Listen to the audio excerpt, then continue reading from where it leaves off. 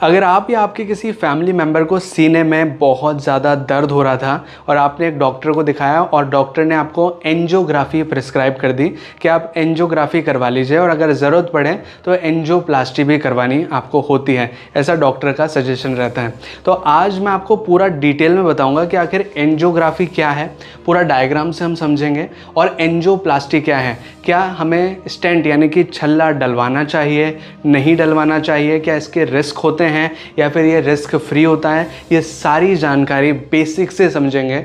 पूरा डायग्राम से मैं आपको समझाऊंगा ताकि आपको पूरा कॉन्सेप्ट क्लियर हो जाए कि आखिर एंजियोग्राफी क्या है और एंजियोप्लास्टी क्या है। ये दोनों अलग अलग चीज़ें हैं, एंजियोग्राफी अलग है, एंजियोप्लास्टी अलग है, तो पूरा बेसिक से समझेंगे। तो आज इस वीडियो को पूरा देखिएगा ताकि आपके जो सारे कॉन्सेप्ट्स हैं पूरी तरह क्लियर हो जाए। नमस्कार दोस्तों, मैं हूँ आगम सिंह सिसोदिया, स्वागत है आप सभी का।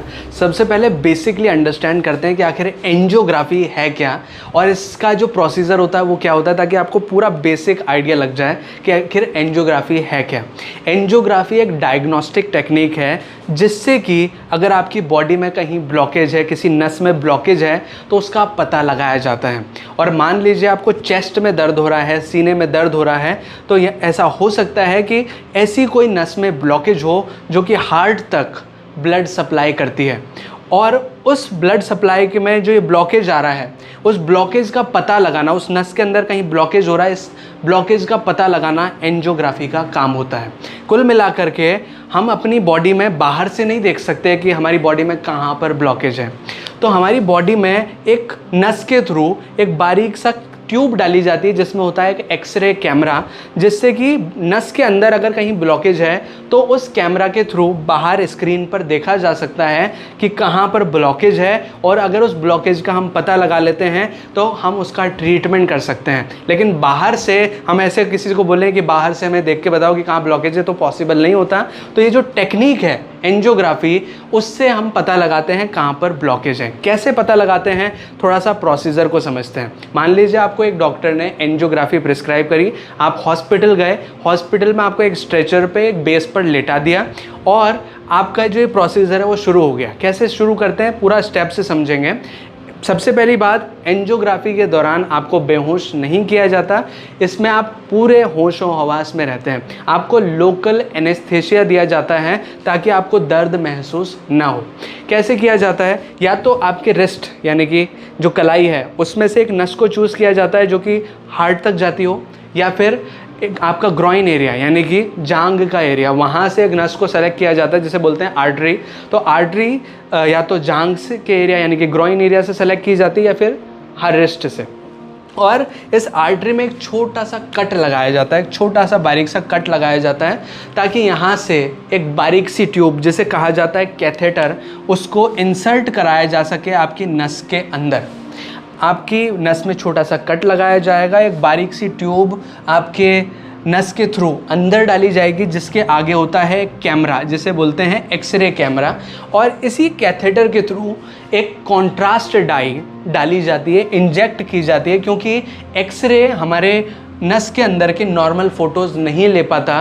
तो उसको फ़ोटोज़ को इन्हेंस करने के लिए हम स्क्रीन पे देखने वाले हैं ना उन फ़ोटोज़ को, तो यहाँ पर एक कॉन्ट्रास्ट डाई, एक तरह की डाई डाली जाती है जो कि आपके ब्लड में फ्लो होती है, जिससे कि क्या होता है, एक्सरे उसको डिटेक्ट कर पाता है और फोटोज़ जो होते हैं आपकी नस के अंदर के वो स्क्रीन पर हम देख पाते हैं। तो धीरे धीरे करके क्या करते हैं, डॉक्टर इस कैथेटर को आगे बढ़ाते जाते हैं, और कैथेटर की जितने जैसे जैसे आगे बढ़ेगा यहाँ पर उसकी कंप्यूटर स्क्रीन पे इमेजेस आती जाएंगी, और इमेजेस आएंगी तो धीरे धीरे करके कैथेटर ऐसी जगह पहुँच जाएगा जहाँ पर ब्लॉकेज है। मान लो अगर आपको ब्लॉकेज है तो वहाँ पर वो कैथेटर पहुँच गया और उसकी इमेजेस बाहर दिखने लग जाएंगी। डॉक्टर कंटिन्यूसली इसको ऑब्जर्व करते रहते हैं। तो जैसे ही उस एरिया में पहुँचा कैथेटर और ये कैमरा, तो उसने फ़ोटोज़ देना शुरू कर दिया बाहर की ओर कि कितना ब्लॉकेज है, कितनी साइज़ का ब्लॉकेज है, एक ही जगह ब्लॉकेज है या ज़्यादा ब्लॉकेज है, और सारी जितनी भी इंफॉर्मेशन है बाहर कंप्यूटर स्क्रीन पर डॉक्टर देख सकते हैं।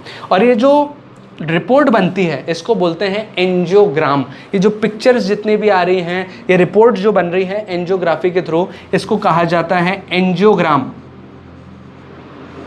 क्या कहा जाता है, एंजियोग्राम, यानी कि जो टेक्निक है उसको बोलते हैं एंजियोग्राफी, और जो रिपोर्ट इसकी बन के आती है उसको बोला जाता है एंजियोग्राम। तो जैसे ही डॉक्टरों को पता लगा यहाँ पे ब्लॉकेज है, कितना ब्लॉकेज है, सारी स्क्रीन पे आ गया, मॉनिटर हो गया, एक रिपोर्ट बन गई, और फिर काम होने के बाद डॉक्टर इस कैथेटर को, इस ट्यूब को इसी सुराख के थ्रू, इस जो कट था उसके थ्रू वापस से बाहर निकाल लेंगे, और बाहर निकालने के बाद आपके जो ये घाव है उसको वापस से पट्टी कर दी जाएगी या बैंडेज लगा दी जाएगी, तो कि ताकि ब्लीडिंग और ना हो। ठीक है, ये जो प्रोसीजर हुआ ये क्या कहलाया, एंजियोग्राफी, जिससे कि आपका जहाँ पर भी ब्लॉकेज था उसका पता लगा लिया गया। लेकिन अगर आपका ब्लॉकेज कम है, मान लीजिए ज़्यादा ब्लॉकेज है ही नहीं, आपका दवाई गोलियों से ठीक हो सकता है, तो डॉक्टर आपको मेडिसिन प्रिस्क्राइब करते हैं कि आप ये दवाइयाँ खाते रहिए, आपका जो ब्लॉकेज है वो हट जाएगा और आपको हार्ट अटैक का रिस्क नहीं रहेगा।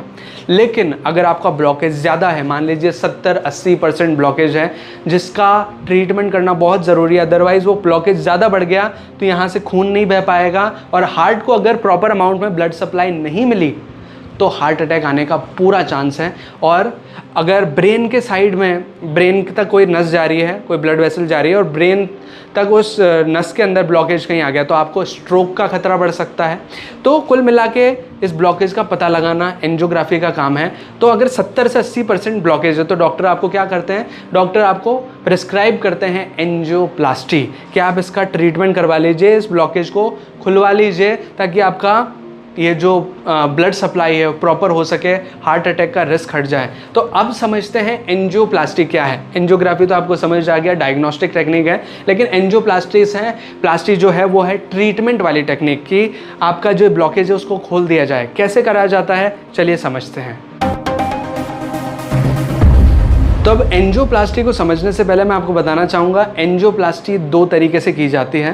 पहली तो बलून एंजियोप्लास्टी, जिसमें कि स्टेंट यानी कि छल्ला नहीं डाला जाता इस ब्लॉकेज वाली लोकेशन पर, और दूसरी होती है स्टेंट एंजियोग्राफी, जिसमें बलून की मदद से यहाँ पर छल्ला यानी कि स्टेंट डाला जाता है। जिस लोकेशन पर ब्लॉकेज है उस जगह पर स्टेंट छल्ला डालेंगे ताकि ब्लॉकेज इन फ्यूचर में ना हो सके उस जगह पर। तो ये दोनों तरीके से हम समझेंगे, लेकिन जो एंजियोप्लास्टी का मेन उद्देश्य है वो ये है कि इस ब्लॉकेज को क्लियर किया जाए, ताकि यहाँ से ब्लड सप्लाई प्रॉपर तरीके से हो सके और हार्ट को प्रॉपर अमाउंट में ब्लड मिल सके, और आपका जो चेस्ट में दर्द हो रहा है या फिर हार्ट अटैक का जो रिस्क है वो एलिमिनेट हो सके, वो मिट सके। और इस प्रोसीजर को समझने के बाद हम ये भी जानेंगे कि आपको एंजियोग्राफी करवानी चाहिए, नहीं करवानी चाहिए, या इसका कुछ रिस्क है या नहीं है, ये सारी चीज़ समझेंगे। लेकिन पहले समझते हैं इस प्रोसीजर को। बहुत सारा इसका जो प्रोसीजर होता है वो एंजियोग्राफी से मिलता जुलता है, कि आपका जो रिस्ट है या फिर ग्रोइन एरिया उसको सेलेक्ट किया जाता है, वहाँ पर एक नस को सेलेक्ट किया जाता है जो कि हार्ट तक जा रही है, जिसमें ब्लॉकेज है उसको सेलेक्ट किया जाता है। तो ये जो प्रोसीजर है बहुत सारा मिलता जुलता है, लेकिन कुछ प्रोसीजर है जो कि डिफरेंट है, क्योंकि ये ट्रीटमेंट था वो डायग्नोस्टिक टेक्निक थी।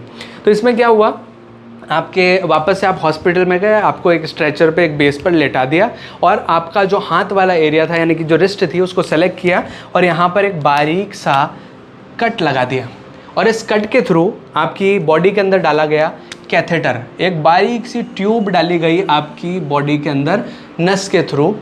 ये कैथेटर में थोड़ा सा यहाँ पे एक ट्यूब न्यूमा बना रहा हूँ क्योंकि इसके बाद का प्रोसीजर आपको समझ आए। और इस कैथेटर को के आगे था कैमरा, क्योंकि गाइड करने के लिए कैमरा होता है, एक्सरे कैमरा, और इस कैथेटर के थ्रू ही एक डाई भी डाली गई, जिसे कॉन्ट्रास्ट डाई जैसे कि एंजियोग्राफी में डाली थी, जिससे कि बाहर इमेजेस बन सके। तो कुल मिला के कॉन्ट्रास्ट डाई डाली गई इस कैथेटर के थ्रू, और कैथेटर को वापस से बॉडी के अंदर डाला गया उस लोकेशन तक जहाँ पर ब्लॉकेज है।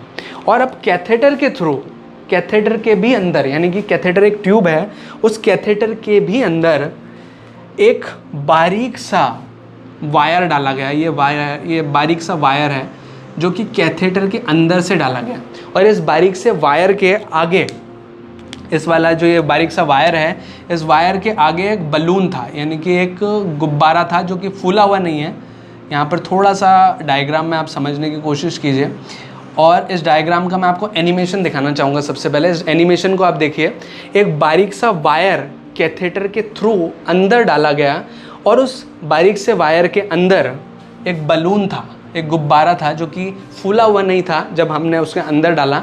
और जब वो अंदर पहुंच गया तो उसको फुला दिया गया, और उस फुलाने से क्या हुआ, जब ये प्लाक डिपॉजिट था वो प्लाक डिपॉजिट साइड में हो गया एक तरह से। ये गुब्बारा जैसे ही फूला तो यहाँ पे ये जो प्लाक डिपॉजिट है वो साइड में हो गया और दीवार के बिल्कुल चिपक गया।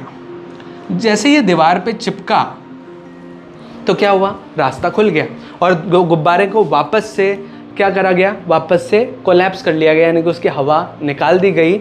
और इससे फ़ायदा ये हुआ कि ये जो प्लाक डिपॉजिट हुआ था वो दीवार के किनारों पर रह गया, यानी कि ये जो नस के अंदर ब्लॉकेज था वो दीवार के किनारों पे आ गया और रास्ता जो था ब्लड का, खून का जो रास्ता था वो खुल गया। और जैसे ही ब्लॉकेज क्लियर हुआ, ये कैथेटर को वापस से बुला लिया गया बाहर की ओर, ये कैथेटर बाहर आ गया और नस आपकी टोटली ओके हो गई और ये जो घाव था इसे भर दिया गया। तो ये तो होगी बलून एंजियोप्लास्टी, जिसमें कि सिंपल सा एक बलून बॉडी के अंदर डाला जाता है तार के थ्रू कैथेटर के अंदर से होते हुए और इस प्लाक को हटा दिया जाता है।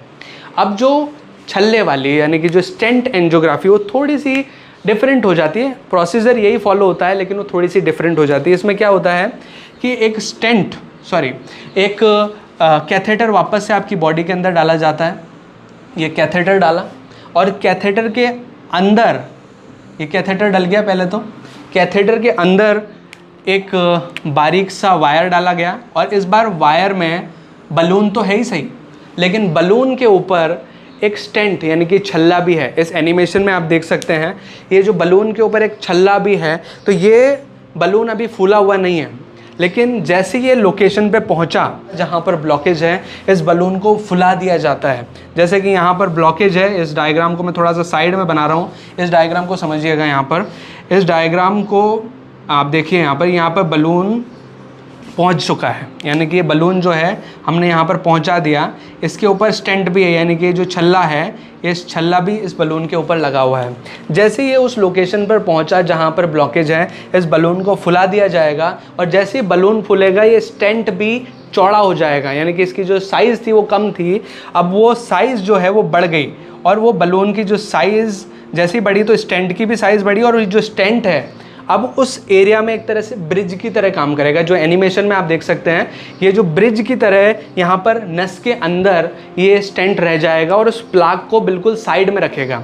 प्लाक यानी कि जो डिपॉजिट हो गया था, जो जाम कर रहा था हमारे नस के अंदर, उसको बिल्कुल साइड में रखेगा और जो स्टेंट है, जो छल्ला है, वो वहीं पर रह जाएगा और एक तरह से ब्रिज की तरह काम करेगा ताकि वो जो प्लाक है वो बाहर ना आ जाए और ब्लॉकेज ना करे।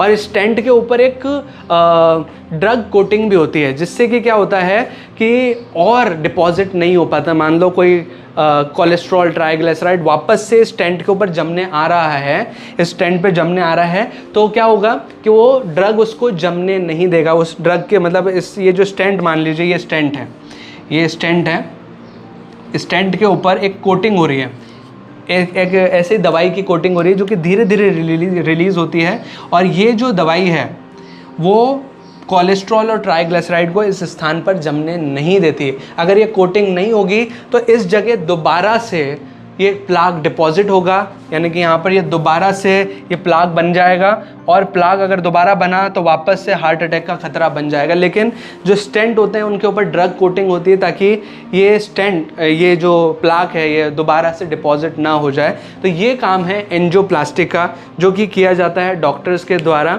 और इसका जो रिस्क है वो ये है कि अगर एंजियोप्लास्टी की जाती है तो हो सकता है कि नस जहाँ पर कट लगाया गया है वहाँ से हैवी ब्लीडिंग हो जाए, यानी कि आपको खून ज़्यादा बहने लग जाए। ऐसा बहुत रेयर केसेस में होता है। वैसे एंजियोग्राफी एक सेफ़ प्रोसीजर है, लेकिन कई रेयर केसेस में हार्ट अटैक, स्ट्रोक या फिर हैवी ब्लड की ब्लीडिंग होना ऐसा देखा गया है, लेकिन ये बहुत ज़्यादा रेयर है।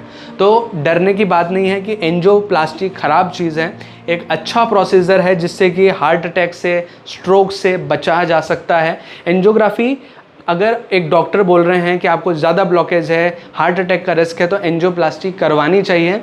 कुछ रिस्क रहता है लेकिन वो रिस्क बहुत ज़्यादा कम है। ब्लीडिंग का रिस्क है तो वो डॉक्टर उस टाइम मैनेज कर सकते हैं, वो बहुत बड़ा रिस्क नहीं है, क्योंकि डॉक्टर के पास हो आप और एक ब्लीडिंग हो रही है तो वो आराम से आपको इसमें मैनेज कर लेते हैं। लेकिन कई लोग बोलते हैं कि एंजियोप्लास्टी करवाने के बाद, इस छल्ले को डलवाने के बाद भी दोबारा से आपको ब्लॉकेज होता है। बेशक बात है, सही बात है, हो सकता है आपको ब्लॉकेज, क्योंकि अगर आपने अपनी लाइफस्टाइल नहीं बदली तो वापस से ये प्लाक, ये कोलेस्ट्रॉल, ट्राइग्लिसराइड, ये फैट्स आपके नसों में जमने लगेंगे और वापस से आपको ब्लॉकेज हो जाएगा। और कई बार इस स्टेंट के ऊपर भी जाकर ब्लॉकेज हो जाता है। इसका कारण ये है कि अगर वो स्टेंट ड्रग कोटेड नहीं है, यानी कि दवाई से कोटेड नहीं है, तो वापस से उस स्टेंट के ऊपर जाकर भी प्लाक डिपॉजिट होने लगेगा।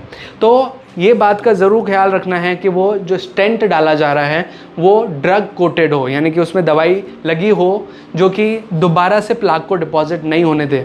अगर ऐसा होता है तो फिर ये एंजियोप्लास्टी बहुत कम रिस्की हो जाती है, मतलब बहुत माइन्यूट चांस है, लाखों में एक हो जाए तो बात है। Otherwise it is a safe procedure, क्योंकि सिंपल सा तरीका है, कैथेटर डालना, कैथेटर के अंदर एक वायर डालना, उसके अंदर एक गुब्बारा, गुब्बारे के ऊपर एक स्टेंट होता है और वो स्टेंट अंदर जाके चौड़ा हो जाता है और उस नसों की दीवारों पर लग जाता है, ताकि वो जो प्लाक है वो साइड में ही रहे, एक तरह से ब्रिज बन जाए और दोबारा से आपको ब्लॉकेज की वजह से हार्ट अटैक या किसी तरह का खतरा न बने। इस तरह का काम होता है स्टेंट यानी कि छल्ले का, जो कि एंजियोप्लास्टी के थ्रू आपके नसों के अंदर डाला जाता है। तो ये है बेसिक कॉन्सेप्ट, क्या है एंजियोग्राफी और एंजियोप्लास्टी। ये सेफ प्रोसीजर है, बहुत कम चांसेस हैं कि इसकी वजह से आपको कोई परेशानी हो रही है। अगर आपको दोबारा प्लाक बनता है, दोबारा ये ब्लॉकेज आता है, तो उसका कारण है आपके लाइफस्टाइल चेंजेस। तो लाइफस्टाइल चेंजेस बदलना बहुत ज़रूरी है। ज़्यादा ऑयली चीज़ें नहीं खानी है, ज़्यादा फैट वाली चीज़ें नहीं खानी है, ज़्यादा मीठा नहीं खाना है, ज़्यादा से ज़्यादा कच्ची फल सब्जियों का सेवन करना है। अगर आप ये बेसिक चीज़ें करते हैं, लाइफस्टाइल चेंजेस करते हैं, कुछ रोज़ एक्सरसाइज करते हैं, तो आपको फिर दोबारा से प्लाक डिपॉजिट का खतरा नहीं होता। मेन चीज़ आपको अपनी लाइफस्टाइल पे फोकस करना है, वो इम्पॉर्टेंट है। ये जो प्रोसीजर हैं ये तो बेसिक चीज़ें हैं जो मैंने आपको बता दी। तो अगर आपको एक कॉन्सेप्ट क्लियर हुआ हो, अगर आपको इस वीडियो से कुछ हेल्प मिली हो, तो प्लीज़ वीडियो को लाइक ज़रूर कीजिएगा, इसे शेयर कीजिएगा अपने दोस्तों और अपने फैमिली मेम्बर्स के साथ। और अगर आपने चैनल अभी तक सब्सक्राइब नहीं किया है तो प्लीज़ चैनल को सब्सक्राइब कीजिए, बेल आइकन को दबाकर ऑल पे प्रेस कीजिए, ताकि इसी तरह के वीडियो नोटिफिकेशंस आपको आगे भी मिलते रहें।